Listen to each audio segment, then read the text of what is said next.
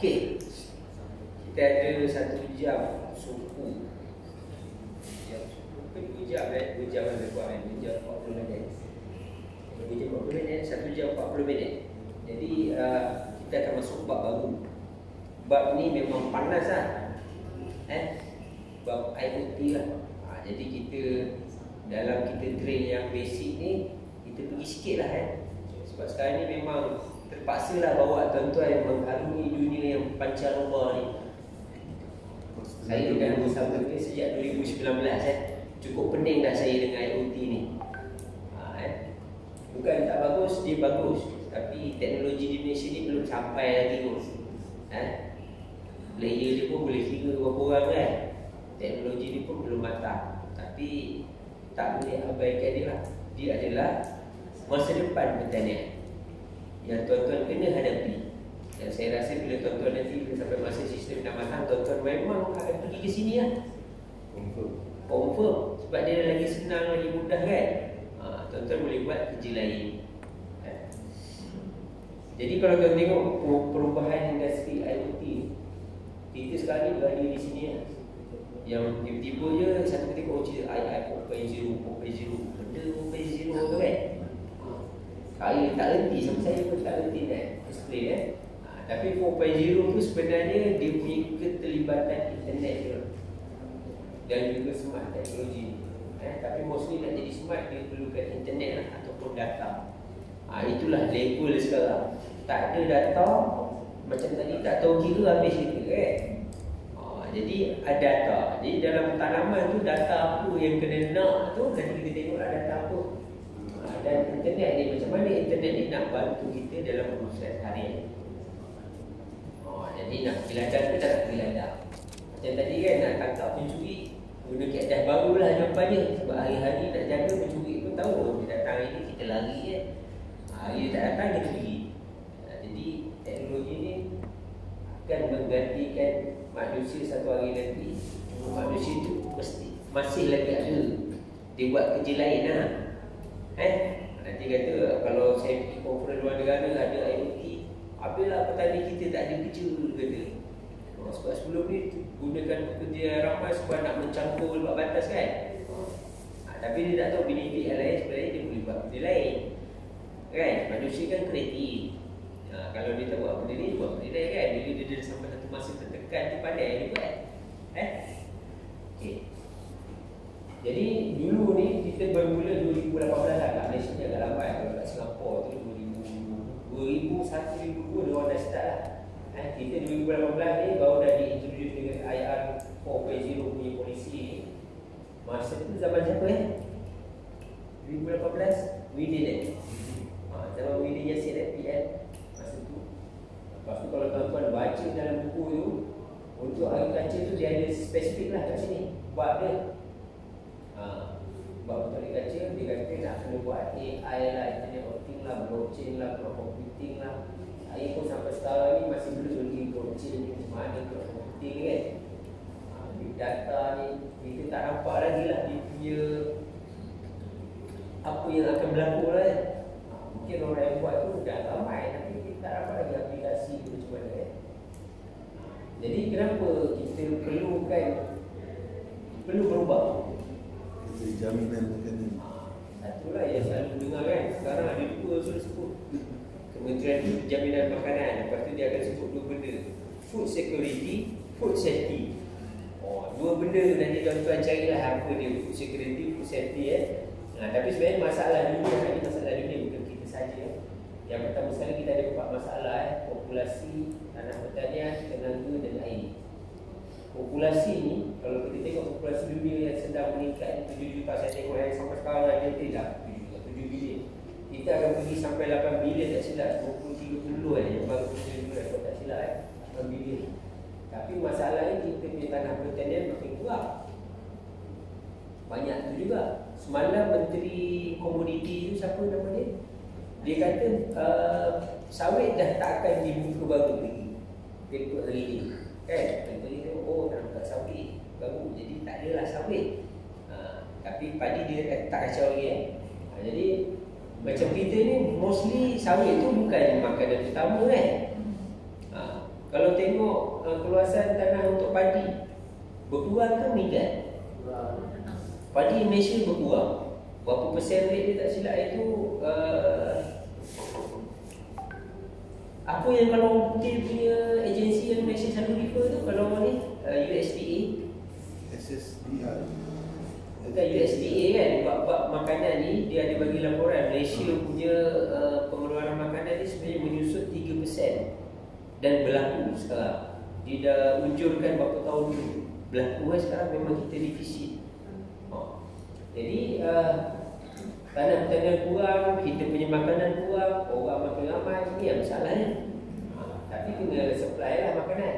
Dan population yang orang yang terlibat dalam pertanian pun berkurang. Hari ni kalau jumpa orang muda, mana mau dia, tak glamour. Nak yang glamour je. Jadi YouTuber glamour. Bawa Grab. Lagi apa lagi yang diorang minat sekarang kan? TikTok dibayar dah blok. Padahal yang duit depan mata pertanian tak nampak kan? Saya cakap ni saya tak buat. Nampak dia punya isu populasi orang buat pertanian pun dah tak ada. Dan yang tinggal ni kalau hari ni saya buat khusus, kita tabungkan statistik berapa orang kat sini bawah 30 tahun dekat tangan. Tu betul lah dia cakap. Tak tipu lah kan, betul lah kan. Dua orang daripada 30. Berapa persen tu? Betul lah memang kita menuju ke negara tua lah sebenarnya kan. Selepas tu isu tenaga elektrik tak ada, air tak ada, masalah air. Ini isu-isu yang selepas-lepas tu yang berlaku. Jadi kena atasinya lah. Jadi cara nak mengatasinya, yang pertama adalah kita nak atasi yang inilah sebenarnya. Bila tanah berkurang, kita nak tingkatkan hasil dia. Jadi macam mana kita nak tingkatkan hasilnya? Orang kita tak boleh buat apa lah, makan berdua. Jadi kat situlah kita nak implement teknologi. Itulah teknologi masuk, itulah future tuan-tuan. Kena hidup bersama teknologi seperti tuan-tuan tidak boleh melepaskan handphone di tangan. Dulu kita kata, apa ni handphone tak pakai kan? Lepas tu start seorang-seorang lah, sekarang semua orang ada. Sampai ke anak kita kecil pun seorang satu ada. Jadi kita kena manfaatkan apa yang dah ada lah. Jadi kita akan pergi ke pertanian kita. Yang tadi yang kita buat satu hari ni, kita baru pertanian tepat.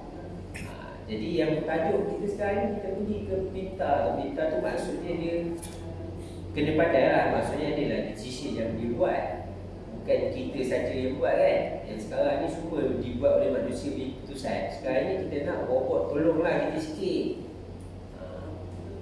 Jadi dalam nak buat keputusan tu, teknologi pertanian pinta tu, bila dah pergi IR 4.0 tu, barulah tuan-tuan diperkenalkan dengan internet. Internet ni kita pun pakai tak adalah sampai 1.4 ni belum kan.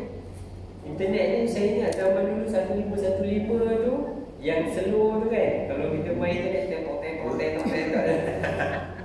itu 2000, tahun 2000 kan. Cuma sekarang ni makin lama makin laju, dan teknologi tu belum lagi setengah abad tu. Dan nampaknya dia memang pace dia sangat laju lah. Jadi tuan-tuan tak boleh tertinggal. Jadi sebab itulah ada program dipanggil Internet of Things lah. Jadi apakah itu Internet of Things ataupun IoT? Kalau bahasa Melayu ni ada orang panggil objek rangkaian internet ada, objek internet kebendaan ada, ataupun internet benda. Jadi kalau tuan-tuan, kalau sekali imbas lah, kalau apa maksud internet benda tu, kalau tuan-tuan boleh terangkan sikit. Apa je? Cik Mesti. Internet benda tu maksudnya apa? Kita tak perlu berada di kebun untuk memantau operasi perjalanan kebun. Okeylah, itu yang panjang lah. Yang simplenya, benda yang ada internet.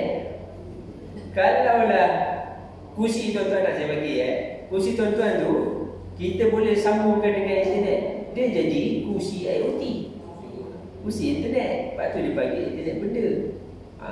Cuma je bila kalau definisi lagi panjang, barang yang disambungkan dengan internet yang boleh dikawal melalui aplikasi sama ada mudah alih ataupun komputer. Semudah itu saja Internet of Things. Itu definisi, tapi nak buatnya pening kepala kan, memerlukan pelbagai disiplin Jadi tuan-tuan lepas ni kalau ada anak-anak tu dah nampak dah disiplin apa untuk 10 tahun akan datang. Kan? Disiplin kena pergi ke teknologi. Saya nampak yang keadaan tradisional, tapi pertanian ni saya rasa tak akan fokus lah. Cuma teknologi tu dia akan komplement di dalam tu. Dan Malaysia tu baru ni dia jadi hub data kan. Kita banyak bilion masuk Microsoft masuk, Oracle masuk, Google untuk jadi data center, especially dekat Johor. Kita ada dekat Elmina yang kat Selangor, Elmina dekat Seberjaya. Bolehlah cari-cari rumah sana, bakal meletup lah. Johor, Seberjaya, Elmina, kita ada Penang dan termasuk di Sabah. Ikutlah ada orang nak invest kan, balik pergi cari Elmina, beli siap sebab kat situ dia akan create banyak pekerjaan baru nanti diunjurkan dekat, kalau yang kasar-kasar pun 20,000 lebih pekerjaan baru. Jadi banyaklah. Jadi memang tuan-tuan boleh invest di tempat-tempat terpilih tu lah Dan investment tu rasanya dah confirm. Cuma ada sebahagian tu dah buat ada sebahagian tu bawa duit nak transfer lah. Itu Internet of Things dengan data. Dan di pertanian ni kita barulah duduk 4% untuk teknologi IoT ni. Kalau manufacturing tu memang dah banyak tak apalah, lambat-lambat pun ada progress. Okey kan, yang paling banyak IoT ni biasa kalau kat luar negara ni dekat ternakan ni. Kalau kat Malaysia ternakan dia kurang, tapi kita start dengan ladang dulu. Tapi ternakan dia akan 10 lah lepas ni. Cuma kita lembu tak apa banyak Dan kalau kita pergi kat smart farming ni pula, sebab kita pergi pertanian tadi tu pertanian kita smart farming lah Jadi dalam dunia smart farming ni adalah konten-konten yang selalu orang sebut lah. Dia ada drone, ada yang robot ni, security board. Ni kalau nak letak kat ladang, cuma belum ada lagi yang buat security board Kalau luar negara tu dah ada. Harus tu yang boleh baca yield terus. Dia boleh, yang ni farm data ni contoh macam climate data kan. Macam kita nak buat ETO map tu. Ni dia ada tracker lah, lepas tu face sensor yang macam ni, watering system yang kita banyak tengah hot ni dia buat di Kementerian Pertanian. Lepas tu ada agriculture app. Ini pun tengah hot, cuma tuan-tuan belum dapat ni Tunggulah sikit lagi sebab banyaknya dalam fasa development. Kita bukan tak nak buat sebab bila yelah kita start kerajaan ni mana pandai semua kan. Banyaknya tukar mikir je, tapi kita akan latih penyedia perkhidmatan nak buat Mungkin level penyedia perkhidmatan kita kat Malaysia ni belum sampai level expert macam di India ke di US ke kan. Jadi kita ada sikit slow lah. Bila kita cakap dia buat tak jadi, buat tak jadi, salah tak kena. Tahulah kalau tuan-tuan kerajaan tu jangan banyak salahkan kerajaan. Sebenarnya kalau kerajaan tu tak berapa bergerak tu, semua kita terlibat Sebab kerajaan tu dia duduk atas, dia jaga rules, pelaksanaan sebenarnya tuan-tuan ni yang di bawah. Saya cakap betul kadang orang tembak-tembak cakap last sekali ni kontraktor ni walaupun kerajaan appoint dia kan, mungkin telus tak telus kan. Kalau tak telus tu lain lah kan. Kalau telus pun yang sebenarnya orang Malaysia juga yang buat tu. Betul orang Malaysia, tak betul pun orang Malaysia. Kita betul-betul kena ke kita juga janganlah salahkan kerajaan banyak. Kerajaan pun dah tak boleh jawab dah sekarang. Betul orang biasa tak betul tu orang PhD. Itu sesimpel lah. Dia sebenarnya dia pandai. Awak banyak jadi orang politik sebenarnya bila sampai satu masa awak tak boleh gerak. Sana tak boleh, tak boleh. Itu dia buat. Suka hatilah dia jawab apa kan. Dan sebenarnya dia dah, macam saya lah, kita dah redor 1/3 tu memang kena tempat yang nak kena. Dia pun dah redor, dia kena 1/3. Lepas tu kena awak tengok tu, awak dulu bantai anak masa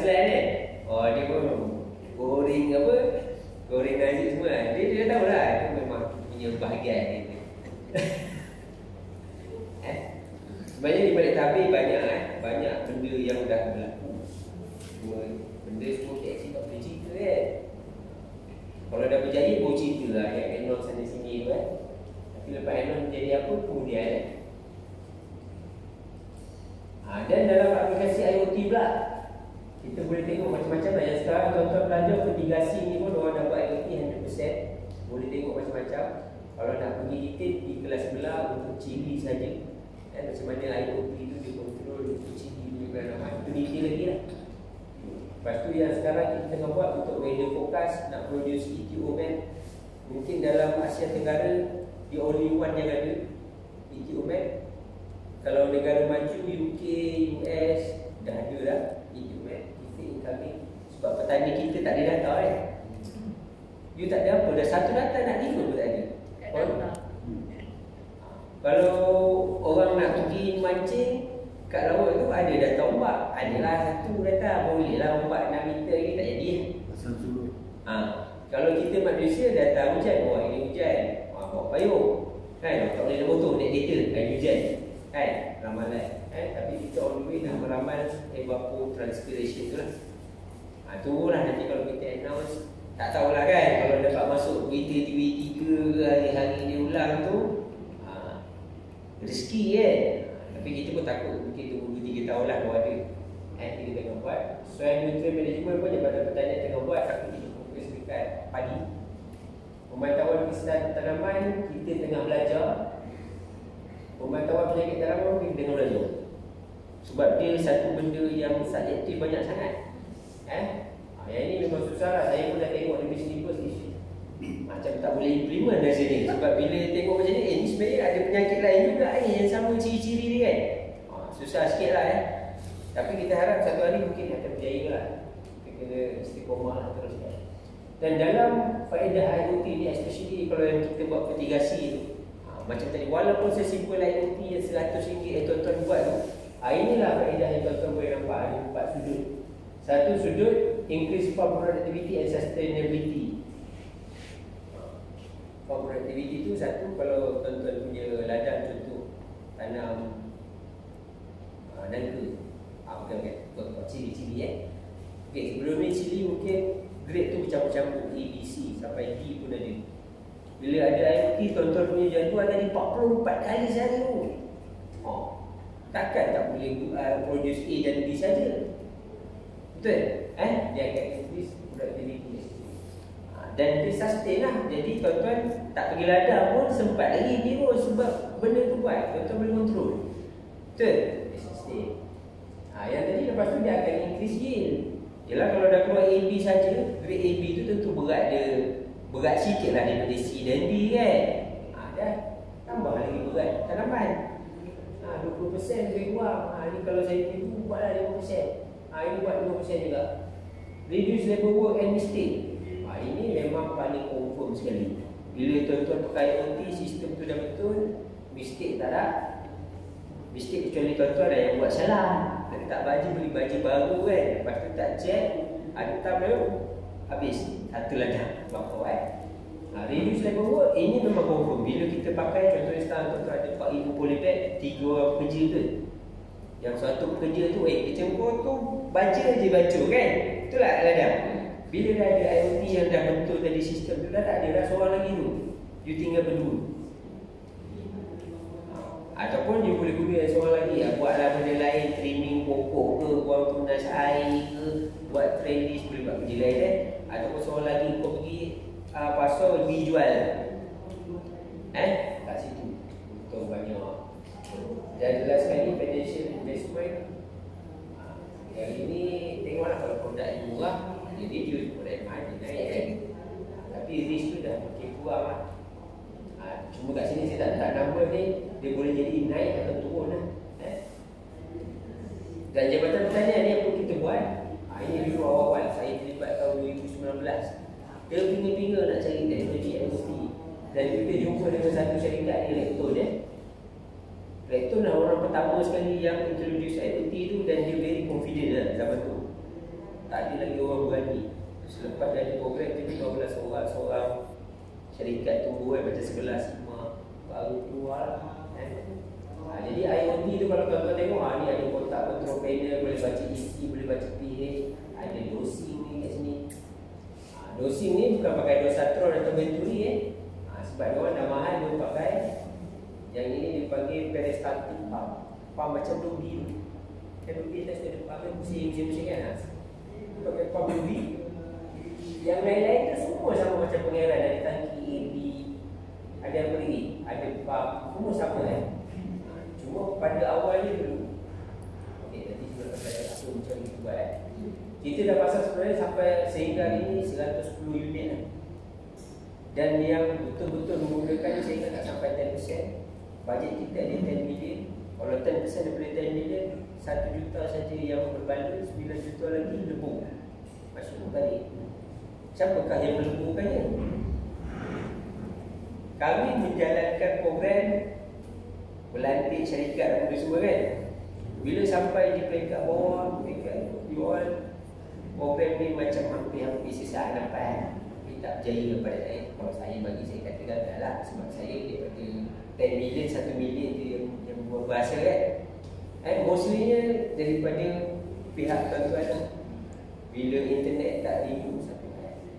Kalau dia punya database tak nak subscribe kan. Kita boleh sponsor setahun saja. Barang kita bagi kat RM10,000 ni percuma. FOC tanpa 1 sen pun bayar. Siap tuan-tuan nak upgrade apa kita masuk sekali kan. Lepas tu data yang RM20 sebulan pun tak boleh pakai. Tak boleh nak keluar duit kan. Padahal untung dah banyak tu. Saya kalau tengok yang petani 4,000 boleh beg tu boleh tahan juga kan. Kalah lah gaji seorang pegawai. Dulu betul tak mampu lagi. Sekarang Tak apa.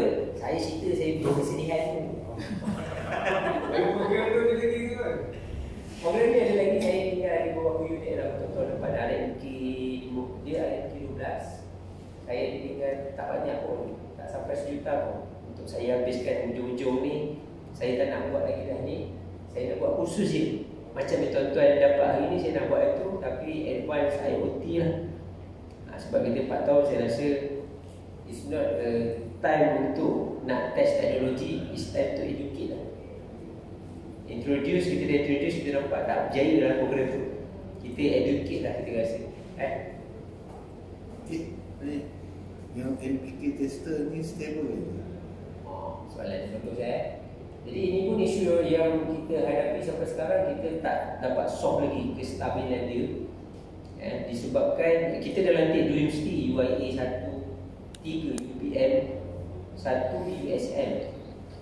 Jadi dia kata memang tak stable sebab dia adalah EC, electroconductivity ni.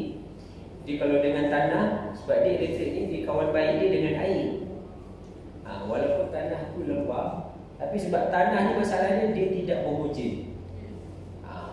Awak cucuk sini, cucuk sebelah dia lain-lain Jadi kita tengah mencari solusi untuk yang ni. Tu yang sekarang ni kalau program-program kita dah tak ada lah pakai yang jenis jarum-jarum ni. Kalau jenis jarum kita baca satu data je, moisture je yang mungkin boleh dianggap betul lah. Dan the next level lagi kita mungkin akan tukar bentuk berat lah. Sebab berat, sensor berat dia dah stabil. Kan dia berdasarkan berat air macam kita kira tu kan. Apa yang cocok ni kita pakai berat lah. Berat tu kita boleh nampak lagi jelas lah kan. Berat. Dan kita dah pasang dekat 110 ni seluruh Malaysia ada konsep macam ni lah. Ada konsep baca data environment, baca data KAI, CIPH, sampai dekat petak tanaman kita baca lagi NPK kan.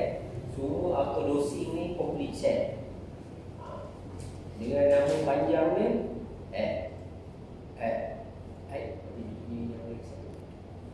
tak ada tak apa, saya skip je lah. Nanti kalau kita muncul kita masuk ni.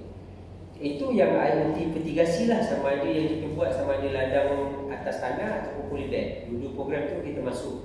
Dan kita ada buat yang baru, ladang yang tanpa elektrik pun kita buat solar IoT. Boleh on dekat unit irrigation. Kita letak genset atau diesel pump kan. Diesel pump tu kita onkan guna bateri lah. Guna bateri tu dicas oleh solar. Itu untuk remote area lah. Untuk projek akan datang tu ada banyak lagi lah. Nanti tak tahu Sebab dia bergantung pada program setiap RMK tu apa dia yang kerajaan nak introduce kan. Tapi kita ada banyak paper lah sebenarnya. Dan yang kedua dalam dunia IoT ni, yang rasa saya future lah. Kalau dah tak boleh buat apa, tanah semua pun dah habis kan. Lepas tu tanah dah habis, lepas tu tanah yang ada pun dah tak boleh pakai, rosak semua kan, tak boleh dibaik pulih. Ini adalah solusi yang kedua lah, Veggie Factory. Dan dekat Malaysia ni ada beberapa syarikat yang dah betul-betul berjaya lah Memang kalau kita pergi kat situ, kita nampak dia punya peserta dia ataupun pekerja dia memang lepasan blue collar. Blue collar maksudnya lepasan degree tu. Jadi kita nampak future ni macam tu. Tapi tekniknya Veggie Factory banyak sikit kos lah Saya pergi kat Penang, budak-budak pakai kod, betul pakai kod. Saya tanya pulang mana USM, Unimed, benda semua kan, lelaki, perempuan, Chinese ada, Indian ada. Dan kita rasa itulah future-nya. Kita tu kata, kita sambung degree pula. Tak. Future-nya macam tu, untuk anak-anak kita kan. Ini mungkin lagi 30 tahun. Tapi dia akan menghala ke sana lah. Nanti kalau anak-anak tu nak jadi TikToker tu cakap, ayah sambung degree. Tak boleh buat apa pergi pertanian kan. Sebab future-nya ada kan. Pertanian ni kadang orang pandang ingat je, tapi sebenarnya dia utama kan. Tak ada dia tak boleh makan. Saya bukan nak bangga diri, saya pun dulu kena lelong juga. Saya daripada Metrik Johor dulu kan. Boleh bersekresi Johor kat Tangkar tu. Result tak apa-apa okey. Jadi saya apply medik lah. Best of result tu kan ada 8 pilihan. 1, 2, 3 medik kat Sabah, Sarawak. Sabah masa tu ada Sabah mana Universiti Sabah tak silap. Lepas tu ada UKM dengan UM. Saya mau medik. Lepas tu yang lain-lain tu saya minta lah mata, telinga, radio, x-ray, benda semua kan. Last kali dapat result, kejuruteraan pertanian. Saya dulu belajar biologi semua kan, yang hafal semua kali dapat kejuruteraan pertanian. Saya balik saya cakap mak saya, nak cakap apa tiba dapat kejuruteraan pertanian. Dari sini ada seminggu dia tak beritahu result tu. Tapi masa yang dalam masa seminggu tu saya ada mau tawaran untuk buat medik kat Indonesia. Tahun tu 2004 tsunami. Saya dapat dah surat tawaran tu, tinggal mak ayah saya je untuk buat medik kat Indo. Lepas tu dia kata, mula kot saya tanya mak kata tak payah pergilah tsunami. Ayah saya suruh pergi. Lepas tu, lepas minggu tu ayah saya cakap tak payah pergilah, mak saya suruh pergi. Minggu ketiga, dua-dua tak payah pergi lah. Saya cakap tak apalah, saya pergi kejuruteraan sini, kejuruteraan pertanian kat UPM. Kena lelong lah tapi redha lah. Mungkin penamatnya di sini lah, pegawai pertanian duduk bagi kejuruteraan. Saya struggle sebenarnya bagi kejuruteraan. Sebab dulu tak belajar fizik. Masuk kejuruteraan pertanian tu, aduh belajar fizik dulu aku tak nak ambil MX fizik ni semua, nak lari, nak main hafal-hafal je kan. Tapi dah terkena dah buat macam mana kan. Intinya itu sebut sedikit lah history. Dia cakap Encik Najib dulu kenapa tak jadi doktor kan. Tak, sebab terhalang di situ lah. Mungkin saya punya rezeki kat sini lah kan. Okay, jadi dalam teknologi Veggie Factory ni dia ada banyak faktor.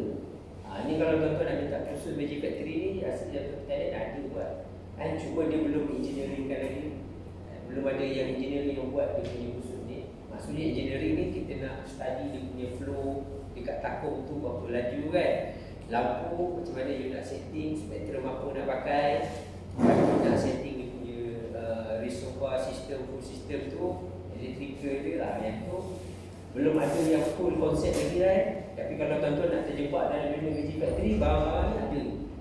Dan ada boleh beli je. Banyaknya kita import daripada Jepun ada, China ada, yang saya tengok lah. Dan agak menarik sebenarnya teknologi. Kalau tuan-tuan kena bisnes yang betul, tuan-tuan memang tidur atas duit lah sebab bila Veggie Factory ni, dia punya konsep ni dia akan pakai tanaman-tanaman yang singkat masa. 14 hari, settle dah boleh jual. Siapa yang kena lah tak semua orang berjaya kan. Dalam 10, 2 orang dia tadi bawa 3-5. Dan kita juga di Jabatan Pertanian kita ada try. Dulu satu ketika dulu orang kata nak buat veggie factory. Macam tadi yang veggie factory, tapi course tak ada. Kita transfer try tengok teknologi kontainer sayuran.